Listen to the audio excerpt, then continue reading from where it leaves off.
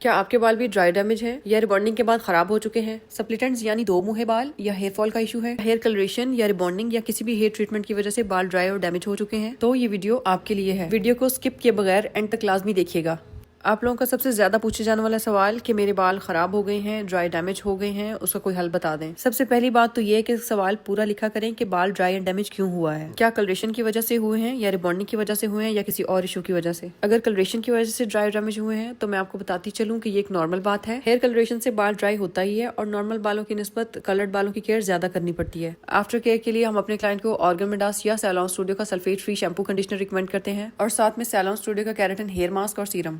और जिनके बाल किसी भी ट्रीटमेंट की वजह से ड्राई डैमेज होते हैं उनको मैं ये मास्क लाजमी रिकमेंड करती हूँ, क्योंकि इससे बाल सॉफ्ट, हाइड्रेटेड और नरिश हो जाता है। सल्फेट फ्री शैम्पू कंडीशनर के बहुत से बेनिफिट्स हैं। ये बालों को फ्रिजी होने से बचाता है, बालों की मजबूती को बरकरार रखता है और बालों में मौजूद नेचुरल ऑयल्स को बरकरार रखता है और ड्राइनेस से बचाता है। अगर बाल रिबॉन्डिंग की वजह से ड्राई डैमेज है लेकिन रिबॉन्डिंग की वजह से जला हुआ नहीं है तो उसके लिए भी यही होम केयर रिकमेंडेड है जो आपको पहले बताई गई है। लेकिन अगर बाल जल गया है तो उसका कोई प्रॉपर सोल्यूशन नहीं है। जला हुआ बाल यानी डेड हेयर, और डेड हेयर पे किसी भी किस्म का ट्रीटमेंट असर नहीं करता, लिहाजा ऐसे बालों पे मजीद कोई भी हेयर ट्रीटमेंट ना करवाएं। डेड हेयर की निशानी ये है कि बाल स्प्रिंग बन जाता है और बालों में ब्रेकेज स्टार्ट हो जाता है। इन बालों का एक ही सोल्यूशन होता है कि जैसे जैसे बाल बढ़ता जाए नीचे से बालों को ट्रिम करवाते जाएं। अब बात करते चलें सप्लीटेंट्स की, तो सप्लीटेंट्स हो जाने के बाद उनका कोई सोल्यूशन नहीं है सिवाय इसके कि उसको ट्रिम करवा दिया जाए। सप्लीटेंट्स ड्राइनेस और बालों की केयर ना करने की वजह से होते हैं। बालों में ड्राइनेस की एक वजह डेली रूटीन में की जाने वाली आयरनिंग भी होती है और दूसरी वजह आपका शैम्पू कंडीशनर। अगर सप्लीटेंट्स ट्रिम करने के बाद दोबारा बनते हैं तो समझ लें कि इन दोनों में से एक वजह है। लिहाजा अपना शैम्पू कंडीशनर चेंज करें और sulphate free shampoo conditioner use करें, क्योंकि जो शैम्पू आप यूज कर रहे हैं वो आपके बालों में से नेचुरल ऑयल्स को निकाल रहा है। अब बात करते हैं हेयर फॉल की, तो हेयर फॉल डिफरेंट रीजंस की वजह से हो सकता है। Hair fall dryness, hormonal imbalance